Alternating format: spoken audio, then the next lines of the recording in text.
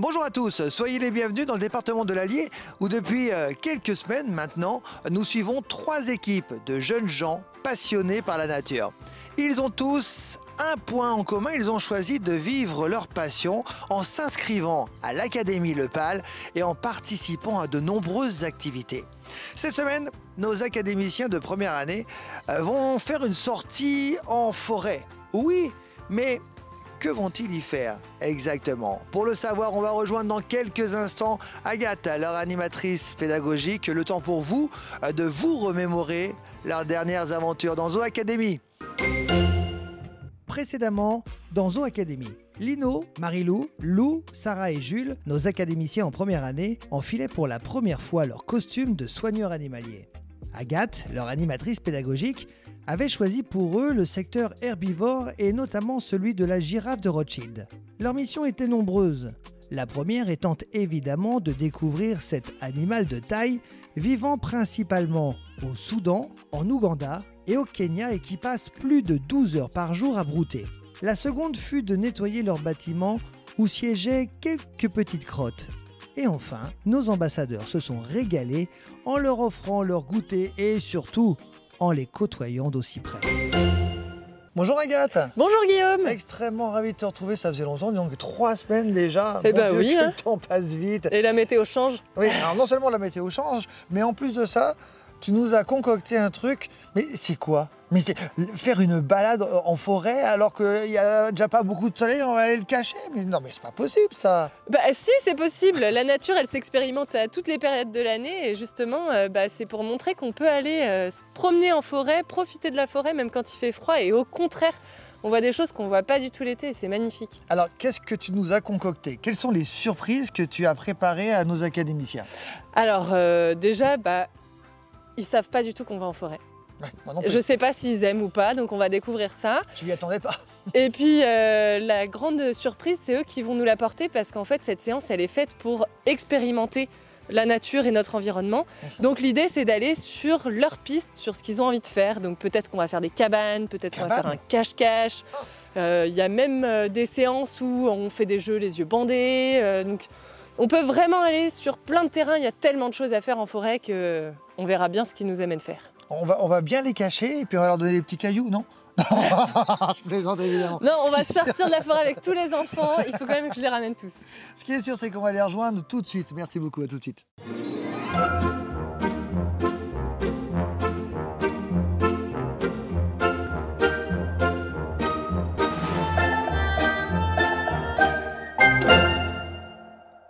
Vous savez ce qu'on fait aujourd'hui ou pas? Non. Eh ben ça tombe bien. Nous, on part à l'aventure. C'est parti, vous êtes prêts? Ouais. Allez, levez bien les jambes, il y a des ronces, des branches.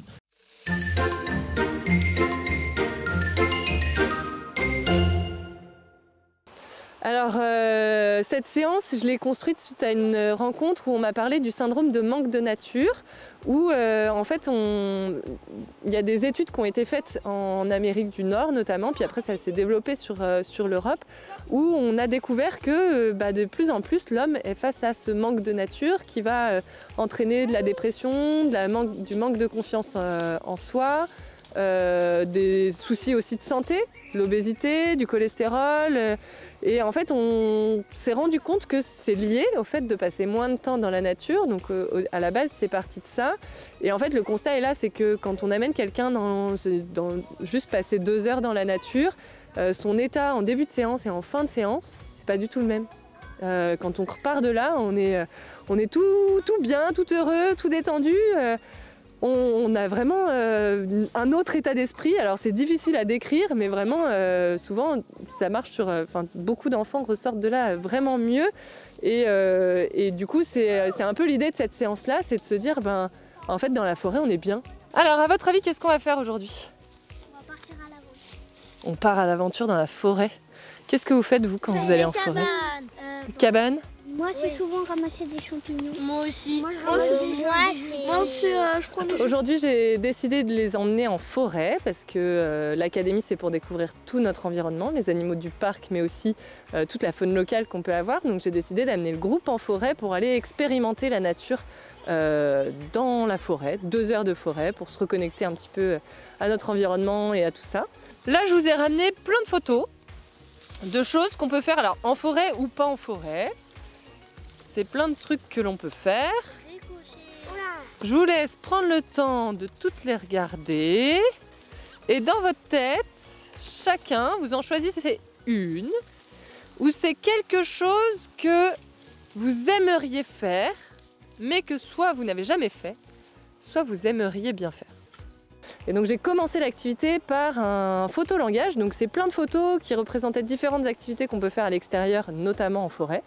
Et là je leur ai posé une question, c'est qu'est-ce que vous ne faites jamais et que vous aimeriez faire, ou que vous n'avez pas fait depuis longtemps et que vous aimeriez faire, pour voir un petit peu où ils en sont dans cette expérimentation de la forêt, parce qu'il y en a qui m'ont dit je vais souvent en forêt promener mon chien, je vais souvent en forêt avec mes grands-parents, puis il y en a qui y vont jamais. Donc voir, en fait s'ils ont carte blanche dans la forêt, qu'est-ce qu'ils ont envie de faire. Par contre il y a quelques petits trucs à savoir sur notre forêt avant d'y aller. On va pas être obligé de se suivre tout le temps les uns les autres, on peut prendre chacun notre chemin. Mais pour ça et pour avoir confiance, il faut pas avoir peur et notre forêt elle est hyper sécurisée puisqu'en fait on est dans une forêt qui est dans le PAL. Et comme on est nous dans la forêt, si jamais à un moment on a l'impression d'avoir perdu les autres, il suffit de crier et on va se retrouver. Ok ? On est dans une forêt, on a le droit de crier. On est dans la forêt qui est à l'intérieur du PAL, donc on risque pas de se perdre. Par contre, il faut qu'on fasse attention à un truc, qu'il y a des branches mortes qui peuvent être par terre, mais qui peuvent être dans les arbres. Donc quand on essaie de grimper sur quelque chose, on vérifie déjà pour être sûr si c'est vivant ou si c'est mort. Si c'est mort, on vérifie sur quoi il est appuyé. Même s'il est vivant, on vérifie qu'il est bien appuyé sur quelque chose de solide. Grimpez pas d'un coup comme ça en sautant, parce que si c'est appuyé sur du mort et que tout tombe, vous allez vous faire mal. Eh ben allez, c'est parti. Je vous laisse partir, vous pouvez commencer à avancer où vous voulez.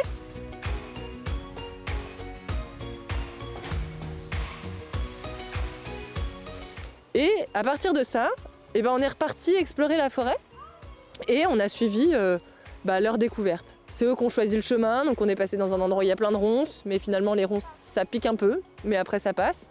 Après ils ont essayé de grimper dans des arbres, alors aujourd'hui c'est un peu humide donc ça glisse. On peut se faire un peu peur, mais quand on y arrive, ça fait aussi gagner de la confiance en soi et ça c'est hyper important pour les enfants en fait, cette liberté de pouvoir essayer des choses et parfois ça marche pas, mais c'est pas grave. Mais par contre quand ça marche, la confiance en soi, pouf, elle explose et ça c'est hyper intéressant de voir ça sur les enfants et de toute façon ça se remarque leur confiance en eux entre le début de la séance et la fin de la séance. En forêt c'est quelque chose qui se voit beaucoup, qui gagne vraiment confiance en eux. Marie-Lou, qu'est-ce que tu es en train de faire là? Je suis en train de grimper aux arbres dans la forêt du PAL. Et pourquoi tu aimes bien grimper aux arbres? Parce que j'aime bien l'aventure. Ah oui, pas mal Marie-Lou, là, t'es bien montée. Oh, c'est bien solide.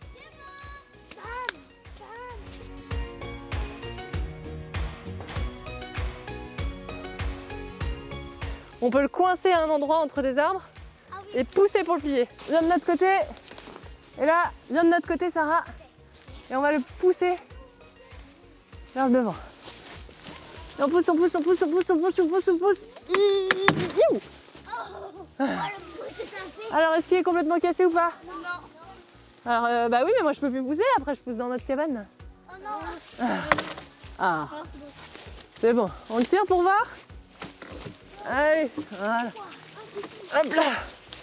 Hop là. Oh, il est encore lourd. Yo. Yo. Alors, il faut le reculer un peu par là-bas. Salut Lino, ça va? Oui, Qu'est-ce que tu es en train de faire? de porter un bâton. Il n'est pas trop lourd là? Oui, Il m'a l'air bien grand quand même. Hein, pour, à quoi sert ce bâton? À fabriquer une cabane. Et elle est où la cabane? Là.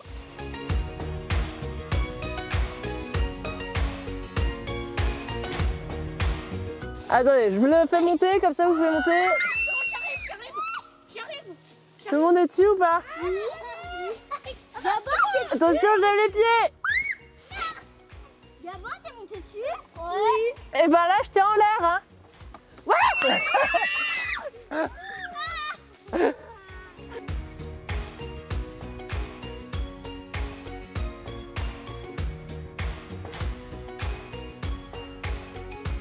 C'est un jeu qui s'appelle, enfin que moi j'appelle, mais peut-être qu'il n'y a pas vraiment de nom, Arbre mon ami. Il va falloir vous mettre 2 par 2, comme vous voulez, n'importe quel binôme. Et en fait, dans les binômes, donc dans votre groupe de 2, à chaque fois, il y en aura un qui aura les yeux fermés, les yeux bandés, et l'autre qui va guider son copain. Ok? Alors pour le guider, on fait attention, parce que là, on est quand même dans la forêt, donc il y a plein de trucs au sol, il peut y avoir des trucs en l'air, il peut y avoir des branches. Donc on ne dit pas juste va à droite, va à gauche, on lui tient le bras et on le guide. Ok? Et pendant que vous avez votre copain aux yeux bandés, il faut que vous l'ameniez voir un arbre. Il doit prendre le temps, les yeux bandés, de toucher l'arbre, de savoir comment il est. Après, vous reprenez la balade et plus loin, vous lui enlevez le bandeau. Et une fois qu'il n'a plus son bandeau sur les yeux, il doit retrouver l'arbre qu'il a touché quand il avait les yeux bandés. C'est facile, je retrouve Okay. sur mes pas. Ah, ben on va voir si c'est si facile. C'est où? Bah. Oh, t'es reparti?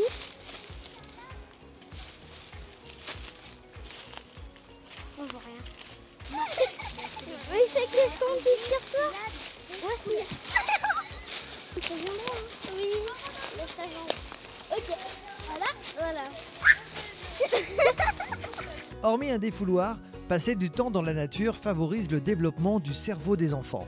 Des chercheurs ont même observé une augmentation de la mémoire et de la concentration de 5% après une balade en forêt. Enfin, le contact avec la nature permet aux jeunes de développer leur sens de l'observation, leur compréhension de l'environnement, ainsi que leurs 5 sens. Et bien voilà les amis, c'est dans ce cadre idyllique que je vais vous souhaiter une très belle journée. Pour nous c'est terminé, beaucoup d'autres aventures arrivent. On va faire un point sur ce qui vous attend dans la prochaine émission, juste après le jingle. Moi je suis épuisé, non vraiment je peux vous assurer je suis épuisé. J'ai comme les enfants, j'ai grimpé aux arbres, si on ne le voit pas mais je vous assure, j'ai grimpé aux arbres, j'ai ratissé, j'ai fait plein de trucs, j'ai même construit une cabane. Bon, on pourrait vous le dire mais on va pas vous le dire, je suis même tombé, mais chut. On se retrouve très vite. Allez, à bientôt, salut. Dans le prochain épisode, Antoine, Julia, Louise, Éléonore et Nathaël prendront la place des soigneurs animaliers du matin. À cette occasion, ils devront sortir les cochons de Göttingen de leur habitat de nuit, les compter et vérifier qu'ils aillent bien avant de les nourrir. Ils feront de même avec les wallabies de Bennett. Alors, ne manquez surtout pas la suite de Zoo Academy.